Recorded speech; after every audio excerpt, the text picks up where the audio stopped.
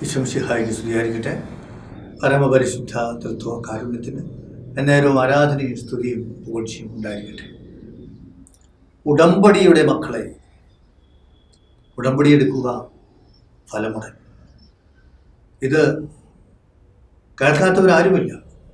പ്രഭാസനത്തിൽ പോയി പരിശുദ്ധമ്മയുടെ മാധ്യസ്ഥ യാചിച്ചുകൊണ്ട് ഉടമ്പടിയെടുക്കുമ്പോൾ ധ്യാനം കൂടിക്കൊള്ളാം, ഉപവാസം അനുഷ്ഠിച്ച് പ്രാർത്ഥിച്ചു കൊള്ളാം, ദാനധർമ്മങ്ങൾ ചെയ്തു കൊള്ളാം, സുവിശേഷം പ്രസംഗിച്ചു കൊള്ളാം, കുമ്പസാരിച്ച് പരിശുദ്ധ കുർബാന സ്വീകരിച്ചു കൊള്ളാം. അങ്ങനെ ഉടമ്പടി ചെയ്യുമ്പോൾ രോഗശാന്തികളുണ്ടാകും, ജോലികൾ ലഭിക്കുന്നു, മക്കളില്ലാത്തവർക്ക് മക്കളുണ്ടാകും. അങ്ങനെ 1000 അത്ഭുതങ്ങൾ. ദൈവത്തിൻ്റെ പ്രത്യേകമായ പദ്ധതി, പരിശുദ്ധ അമ്മയുടെ മധ്യസ്ഥതയിൽ ഉടമ്പടിയുടെ പ്രാധാന്യത്തെ ബോധ്യപ്പെടുത്തുന്നതിനായിട്ട് ദൈവം നൽകുന്ന അടയാളമായിട്ടാണ് ഞാൻ അവിടെ കാണുക. തീർച്ചയായും ഏതൊരു മാനുഷികമായ കാര്യത്തിലും അതിൻ്റെതായ കുറവുകളും പോരായ്മകളും പാളിച്ചകളും ഒക്കെ ഉണ്ടാകും. അത് നിഷേധിക്കാൻ പറ്റുകയില്ല. പൗലോസ്ലീഹ പറഞ്ഞിട്ടില്ലേ, പിശാച് പോലും മാലാഖയുടെ വേഷം കിട്ടുമെന്ന്. എല്ലാ പ്രസ്ഥാനങ്ങളിലും, കരിസ്മാറ്റിക് ധ്യാനങ്ങളുടെ വരദാനങ്ങളിലും, ഭാഷാവരത്തിലും, രോഗശാന്തിയിലും, പുസ്തകത്തിലും, പൈശാചിക തിന്മകളെ ഇല്ലാതാക്കുന്നതിലും എല്ലാം സാത്താൻ തന്ത്രപൂർവ്വം കടന്നു വരുന്നില്ലേ? ഇല്ലെന്ന് പറയാൻ പറ്റുകയില്ലല്ലോ. അതൊരു സത്യമാണ്. പക്ഷെ ഇവിടെ നമ്മുടെ വിഷയം, ഉടമ്പടി എടുത്താൽ ഫലം തീർച്ചയാണെങ്കിൽ, നമ്മൾ ഉടമ്പടിയുടെ മക്കളാണെങ്കിൽ ഉടമ്പടി ജീവിക്കാൻ നമുക്ക് സാധിക്കട്ടെ. ഫലം തീർച്ചയാണ്. ഏതാണ് ആ ഉടമ്പടി? ഞാൻ പറയും, ഉടമ്പടികളുടെ ഉടമ്പടിയാണ് പരിശുദ്ധ കുർബാന. ഉടമ്പടികളുടെ ഉടമ്പടിയാണ് പരിശുദ്ധ കുർബാന. വിശുദ്ധ ഗ്രന്ഥത്തിന്റെ പേജുകളിലൂടെ കടന്നു പോകുമ്പോൾ നമ്മൾ പല പ്രാവശ്യം ആവർത്തിച്ച് പറയാൻ കാണുന്നുണ്ട്. ദൈവം പറയുന്നു, മോശയിലൂടെ പറയുന്നു, നിങ്ങൾ എൻ്റെ പ്രമാണങ്ങൾ അനുസരിച്ചാൽ നിങ്ങൾ എൻ്റെ ജനവും ഞാൻ നിങ്ങളുടെ ദൈവവുമായിരിക്കും. അതാണ് അടിസ്ഥാനം. ഇസ്രായേലിന്റെ ചരിത്രത്തെ നമുക്ക് വിശദീകരിച്ചുകൊണ്ട് ഒത്തിരി സംഭവങ്ങളിലൂടെ കാണാൻ സാധിക്കും. അവർ പാപം ചെയ്ത് ദൈവത്തിൽ അകന്നു പോകുമ്പോൾ, അന്യ ദൈവങ്ങളുടെ പുറകെ പോകുമ്പോൾ, ഉടമ്പടി ലംഘിക്കുമ്പോൾ ദൈവം അവരെ ശിക്ഷിക്കുന്നുണ്ട്, ശിക്ഷണം നൽകുന്നുണ്ട്. അപ്പോൾ വിശുദ്ധ ഗ്രന്ഥത്തിന്റെ ആധ്യാത്മികതയുടെ പേരെന്താണ് എന്ന് ചോദിക്കുമ്പോൾ പോലും അത് ഉടമ്പടിയാണെന്ന് പറയാൻ സാധിക്കും. അങ്ങനെ രക്ഷാകര ചരിത്രം മുഴുവനും ഉടമ്പടിയുടെ ചരിത്രമാണ്, ഉടമ്പടികളുടെ ചരിത്രമാണ്. ദൈവം മനുഷ്യനുമായിട്ട് ഉടമ്പടിയിൽ ഏർപ്പെടുന്നു. പക്ഷെ മനുഷ്യൻ ഉടമ്പടി ലംഘിക്കുന്നു. ആ ലംഘനത്തിന്റെ ഉത്തരവാദിത്വം ദൈവം ഏറ്റെടുക്കുന്നു. ദൈവം അബ്രാഹവുമായിട്ട് ഉടമ്പടി ചെയ്തപ്പോൾ മൃഗത്തെ പിളർന്ന് 2 വെച്ചുകൊണ്ട് അബ്രാഹം ഗാഠനിദ്രയിലാണ്ടപ്പോൾ ദൈവം പിളർക്കപ്പെട്ട മൃഗത്തിന്റെ നടുവിലൂടെ കടന്നു പോവുകയാണ്. എന്ന് പറഞ്ഞാൽ ഉടമ്പടി ലംഘനത്തിന്റെ ഉത്തരവാദിത്വം ദൈവം ഏറ്റെടുത്തു.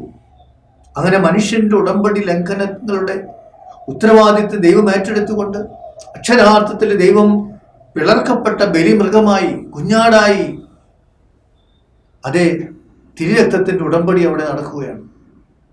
എങ്കിൽ പരിശുദ്ധ കുർബാനയാകുന്ന ഉടമ്പടിയിൽ പങ്കെടുത്തുകൊണ്ട് ആ ഉടമ്പടിയുടെ ജീവിതത്തിലേക്ക് നമ്മൾ പ്രവേശിക്കണം. എന്താണ് ആ ഉടമ്പടി?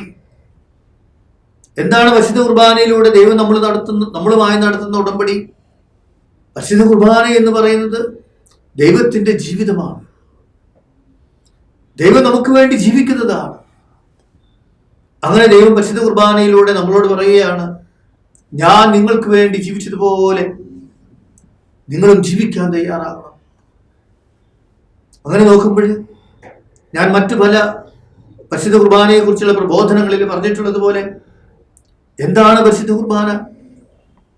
ഒന്നാമതായിട്ട് ഞാൻ പറയും, അടയാളങ്ങളിലെ, പ്രതീകങ്ങളിലെ മറഞ്ഞിരുന്നു കൊണ്ട് എല്ലാ അനുഗ്രഹങ്ങളും എല്ലാ കൃപകളും സ്വർഗത്തോളം വാരിക്കോരി ചൊരിയുന്ന ദൈവത്തിന്റെ എല്ലാ രഹസ്യങ്ങളും ഉൾക്കൊള്ളുന്ന രഹസ്യമാണ് പരിശുദ്ധ കുർബാന.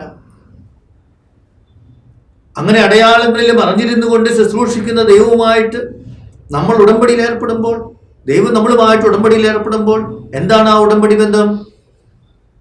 ഞാനും ദൈവത്തെ പോലെ മറഞ്ഞിരുന്നുകൊണ്ട് പ്രശസ്തിയും സമ്പത്തും ആഗ്രഹിക്കാതെ ഞാൻ മറ്റുള്ളവർക്ക് ശുശ്രൂഷ ചെയ്തുകൊണ്ട് ജീവിച്ചുകൊള്ളാം. അതാണ് ആ ഉടമ്പടി. ദൈവത്തിന്റെ ശുശ്രൂഷയുടെ ജീവിതം ഞാൻ തുടർന്നുകൊള്ളാം. അതുപോലെ പരിശുദ്ധ കുർബാന ദൈവത്തിന്റെ പ്രാർത്ഥനയാണ്. ഇന്നും ദൈവം നമുക്ക് വേണ്ടി മധ്യസ്ഥനായിട്ട് നിന്ന് പ്രാർത്ഥിക്കുകയാണ്. പ്രാർത്ഥനാ പ്രവൃത്തിയാണ്. ഈശോയുടെ പീഡാനുഭവം ഇവിടെ ആവർത്തിച്ച് തന്നുകൊണ്ട് ദൈവം മധ്യസ്ഥനായിട്ട് തീർന്നുകൊണ്ട് പ്രാർത്ഥിക്കുന്നു. സ്വർഗീയ ആരാധന ദൈവം നമുക്ക് നൽകുന്ന ദൈവത്തിന്റെ ഉടമ്പടിയാകണം പരിശുദ്ധ കുർബാന. ആ ആരാധനയിൽ പങ്കെടുത്തുകൊണ്ട്, ആ സ്വർഗീയ ആരാധനയിൽ പങ്കെടുത്തുകൊണ്ട് നമ്മൾ ദൈവവുമായിട്ട് ഉടമ്പടിയിൽ ഏർപ്പെടുന്നു. എന്താണ് ആ ഉടമ്പടി? ഞങ്ങൾ അങ്ങേക്ക് സ്തുതിയും ബഹുമാനവും കൃതജ്ഞതയും ആരാധനയും സമർപ്പിക്കുവാൻ നിരന്തരം കടപ്പെട്ടവരാകുന്നു. അതാണ് ആ ഉടമ്പടി. നമ്മൾ എത്ര പ്രാവശ്യം കുർബാനയിൽ അത് ചൊല്ലുന്നുണ്ട്. ഞങ്ങൾ അങ്ങേക്ക് സ്തുതിയും ബഹുമാനവും കൃതജ്ഞതയും ആരാധനയും സമർപ്പിക്കുവാൻ നിരന്തരം കടപ്പെട്ടവരാകുന്നു. ആ കടമയാണ് നമ്മളിവിടെ ഏറ്റെടുക്കുന്നത്. അതുപോലെ ദൈവത്തിന്റെ ബലിയല്ലേ ഇത്? നമ്മൾ ഉടമ്പടിയിൽ ഏർപ്പെടുന്നു. എന്താണ് ഉടമ്പടി? ദൈവത്തെ പോലെ ബലി അർപ്പിച്ചുകൊള്ളാം. അത് തിരുരക്തത്തിലുള്ള ഉടമ്പടിയാണത്. ദൈവം ലോകത്തിന്റെ പാപങ്ങൾ ഏറ്റെടുത്തുകൊണ്ട് ലോകത്തിന്റെ പാപങ്ങൾക്ക് വേണ്ടി ദൈവം പ്രായശ്ചിത്തം അനുഷ്ഠിക്കുന്നതാണ് പരിശുദ്ധ കുർബാന. ആ പ്രായശ്ചിത്ത ഉടമ്പടിയിലാണ് നമ്മൾ പങ്കുപറ്റുന്നത്. ദൈവത്തിന്റെ പ്രായശ്ചിത്ത ജീവിതത്തിലാണ് നമ്മൾ പങ്കുപറ്റുന്നത്. അതിലൂടെ നമ്മൾ പറയുന്നത് എന്താ? ദൈവമേ, നീ ഞങ്ങളുടെ പാപങ്ങൾക്ക് വേണ്ടി പ്രായശ്ചിത്തം ചെയ്യുന്നത് പോലെ, പരിഹാരം ചെയ്യുന്നത് പോലെ ഞങ്ങളും ലോകത്തിന്റെ പാപങ്ങൾക്ക് വേണ്ടി പ്രായശ്ചിത്തം അനുഷ്ഠിച്ചു കൊള്ളാം. അതാണ് ഉടമ്പടി.